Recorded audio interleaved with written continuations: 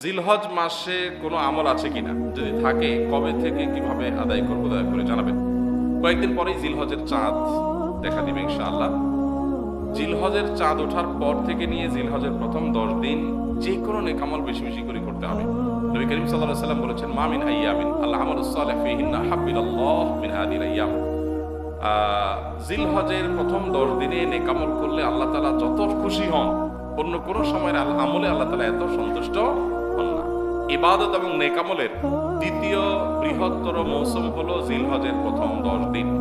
ইবাদতের সবচেয়ে বড় মৌসুম হলো রমজান মাস, এরপরে দ্বিতীয় বৃহত্তর মৌসুম হলো জিলহজের প্রথম 10 দিন। এই 10 দিনের নেকামল আল্লাহ তাআলার কাছে সবচেয়ে প্রিয়। এজন্য একজন ইমানদার এই 10 দিন, জিলহজের প্রথম 10 দিন বেশি থেকে বেশি নেকামল এবং ভালো কাজ করার চেষ্টা করবেন। বিশেষভাবে কি কি কাজ করবেন? নাম্বার 1, সাধারণভাবে নেকামলগুলো করবেন, যে কোনো নেকামলটা এই 10 দিনে বেশি বেশি করবেন। দ্বিতীয়ত, এই 10 দিনে আল্লাহর জিকির বেশি বেশি করবেন, আল্লাহর স্মরণটা বেশি বেশি করবেন। তাকবীর, তাহলিল, তাহমিদ, আল্লাহু আকবার, আল্লাহু আকবার, লা ইলাহা ইল্লাল্লাহ, আল্লাহু আকবার, আল্লাহু আকবার, লাল হামদ বেশি বেশি করে পাঠ করবেন। তৃতীয়ত, এই 10 দিনে যাদের সামর্থ্য আছে তারা কোরবানি করবেন, যারা কোরবানি করবেন তারা নখ চুল ইত্যাদি কাটবেন না এই 10 দিন।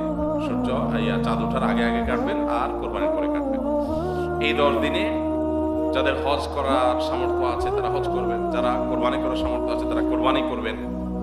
এবং আইয়ামে তাশরিকের দিনগুলো জিলহজের 9 থেকে 13 তারিখ পর্যন্ত প্রত্যেক নামাজের পরে তাকবীর নারী পুরুষ সবাই পাঠ করবেন। আর এই 10 দিনের মধ্যে আরাফাত দিনে রোজা রাখবেন, সম্ভব হলে প্রথম 9 দিনে রোজা রাখবেন, সেটা মানে হাদিস দ্বারা প্রমাণিত। তো জিলহজের প্রথম দশকের এই দিনগুলোতে নেকামল আমরা অনেকে করতে যাই না, কিন্তু করা উচিত। কোরবানি একা দেওয়া উত্তম নাকি শরীকে দেওয়া উত্তম? কোরবানি অবশ্যই ভাগে না দিয়ে একাকী দেওয়া উত্তম, এতে কোনো সন্দেহ নাই। আপনি একটা গরুর 7 ভাগের 1 ভাগ দিলেন, এটার চাইতে আপনি একটা ছাগল কোরবানি দিলেন, এই দ্বিতীয় অপশনটা অবশ্যই উত্তম, এতে কোনো সন্দেহ নাই। কারণ আপনি যখন শরীকে কোরবানি দিলেন তখন সেখানে অনেক শরীক, তাদের কার উপার্জন হালাল, কার উপার্জন হারাম, কার মিশ্র উপার্জন, কার নিয়ত গোশত খাওয়া, নানান রকমের ঝামেলা সেখানে থাকে। আর আপনি যখন একা একা দিলেন তখন সেই ঝামেলাটা আর থাকে না। তো এই জন্য একাকী কোরবানি দিলে সেটা অধিকতর উত্তম হয়। আমরা সাধারণত গরু কোরবানি না দিলে আমাদের দিলটা শান্তি হয় না।